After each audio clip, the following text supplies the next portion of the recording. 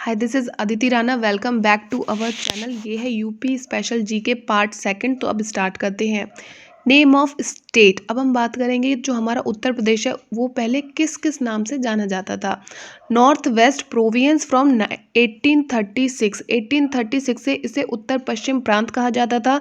Then north west Agra and Awadh province from 1877 से इसे संयुक्त प्रांत आगरा एवं अवध के नाम से जाना जाता था। ओके, यूनाइटेड प्रोविंस फ्रॉम 1937 से इसे केवल संयुक्त प्रांत के नाम से जाना जाने लगा। उत्तर प्रदेश फ्रॉम 24 जनवरी 1950 और फिर 24 जनवरी 1950 से इसे का नाम उत्तर प्रदेश रख दिया गया। नेक्स्ट, अब जो हमने पढ़ा है इसमें जो इम्पोर्टेंट पॉइंट है उसे एक बार फिर से रिवाइज करते हैं। Name of state before independence. Bharat की स्वतंत्रता से पहले जो उत्तर प्रदेश था उसका पुराना नाम क्या था? यूनाइटेड प्रोविंस, यानी कि संयुक्त प्रांत नाम था। और ये कब से यूज हो रहा था? 1 अप्रैल 1937 ऑनवर्ड्स। 1 अप्रैल 1937 के बाद से जो उत्तर प्रदेश था ये उसका पुराना नाम है, तो इसे संयुक्त प्रांत के नाम से जाना जाता था। Then Uttar Pradesh from 24 January 1950 onwards. फिर 1950 में संयुक्त प्रांत का नाम बदलकर हमने उत्तर प्रदेश रख दिया, यानी कि स्वतंत्रता से पहले ये जाना जाता था यूनाइटेड प्रोविंस संयुक्त प्रांत के नाम से 1 अप्रैल 1937 ऑनवर्ड से। और उसके बाद क्या हुआ? उत्तर प्रदेश नाम से इसे जाना जाने लगा 24 जनवरी 1950 से।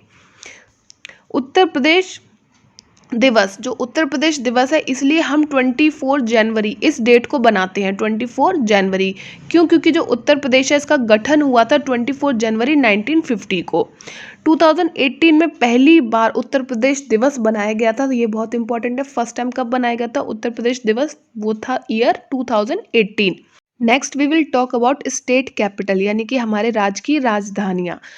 आगरा फ्रॉम 1836 टू 1858, यानी कि 1836 से 1858 तक के बीच में जो हमारा अब यूपी नाम से जाना जाता है, जो पहले संयुक्त प्रांत के नाम से जाना जाता था, तो यहाँ की राजधानी क्या थी? यहाँ की राजधानी थी 1858 तक इसकी राजधानी थी आगरा।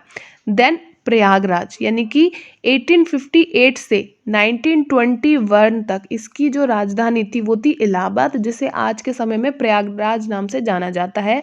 देन लखनऊ, 1921 से लखनऊ ही हमारी राजधानी है, और अब तक अगर बात करें तो हमारी लखनऊ ही है। कब से? 1921 से कंटिन्यूसली लखनऊ ही हमारी राजधानी है। Next is partition of state, हमारे राज्य का विभाजन। 9 नवंबर 2000, यानी कि 9 नवंबर बहुत इंपॉर्टेंट डेट है। 9 नवंबर सन 2000 में क्या हुआ था? Uttaranchal, currently Uttarakhand, was formed by carving out 13 districts of Uttar Pradesh. तो राज्य का विभाजन हुआ था यूपी का 9 नवंबर सन 2000 में, और उत्तरांचल बनाया गया था जिसे वर्तमान में हम उत्तराखंड नाम से जानते हैं। उत्तर प्रदेश के 13 जिलों को काटकर उत्तराखंड का निर्माण किया गया था।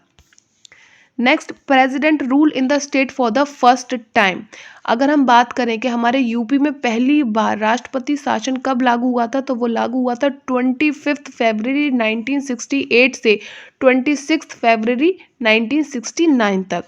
नेक्स्ट बात करते हैं state legislature, bicameral legislature. राज्य की जो विधायिका है वो द्विसदीय विधायिका है। It comprise of legislative council and upper house and legislative assembly the lower house. या this is the largest legislature in India. जो उत्तर प्रदेश राज्य है ये 2 सदीय विधायिकाएं इसमें शामिल है। विधान परिषद जो कि उच्च सदन है, और विधानसभा जो कि निचला सदन है, और यह भारत की सबसे बड़ी विधायिका है। नेक्स्ट बात करेंगे नंबर ऑफ लोकसभा सीट। जो लोकसभा की सीट है यूपी के अंडर आती हैं वो है 80। और यहाँ पे मैं एक और चीज़ मेंशन करती हूँ, क्योंकि कई बार पूछा जाता है कि जो लोकसभा के मेंबर हैं वो कितने साल के लिए इलेक्ट होते हैं, तो हम ये वर्ड याद रखेंगे। देखिए, लोक में वर्ड कम है, ठीक है, अगर मैं कंपेयर करूं तो लोक में वर्ड कम है, राज्य में वर्ड्स ज़्यादा हैं। तो सेम वे लोकसभा के मेंबर इलेक्ट करे जाते हैं 5 साल के लिए, और राज्यसभा के मेंबर इलेक्ट करते हैं इससे 1 साल ज़्यादा, यानी कि 6 साल के लिए। Okay, coming back to the topic. कितने लोकसभा सीट्स हैं यूपी की? 80। वहीं अगर मैं बात करूं कि राज्यसभा में कितनी सीट्स हैं यूपी की, तो वो है 31। ओके, और अभी हमने बात किया कि लोकसभा के जो मेंबर हैं वो 5 साल के लिए नियुक्त होते हैं, इलेक्टेड होते हैं, जबकि जो राज्यसभा के मेंबर हैं वो 6 ईयर्स के लिए इलेक्टेड होते हैं। Total number of legislative assembly, विधानसभा के कुल सदस्य कितने हैं यूपी के? 404, जिसमें 403 इलेक्टेड होते हैं और एक नॉमिनेटेड होता है एंग्लो इंडियन। एंग्लो इंडियन यानी कि आज़ादी के बाद भी जो अंग्रेज यहाँ पे रह गए हैं भारत में, ठीक है, वो ऑब्वियसली मिक्स ब्रीड हो गए हैं क्योंकि यहाँ पे रहकर उन्होंने इंडियन लेडीज से शादी करी होंगी, ठीक है। एंड देन अब जो उनके बच्चे हैं वो मिक्स्ड ब्रीड के हैं, वो ब्रिटिशर्स भी हैं और इंडियन भी हैं, तो इसलिए उन्हें कहा गया है एंग्लो इंडियंस। तो 403 सीट्स पे तो इलेक्शन होता है और फिर एक नॉमिनेट किया जाता है, एक सीट रिजर्व होती है एक एंग्लो इंडियन के लिए। नेक्स्ट बात करते हैं total members of the legislative council.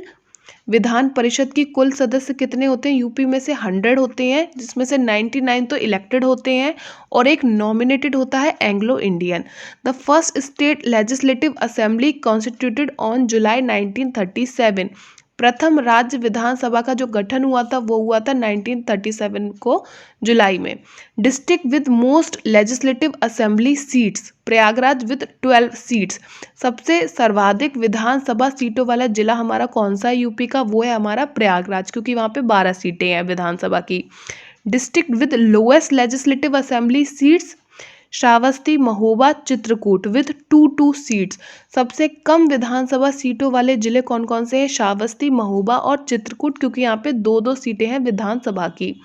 Next state first central jail Bareilly, जो हमारा यूपी है, इस राज्य की जो पहली केंद्रीय जेल है, जो सेंट्रल जेल है, वो कहाँ पे है? बरेली में है। और मुझे ये ऑलरेडी याद था क्योंकि मेरे मामा पुलिस में है, बरेली में ही पोस्टेड है। Next first chief minister of the state, Pandit Govind Ballabh Pant.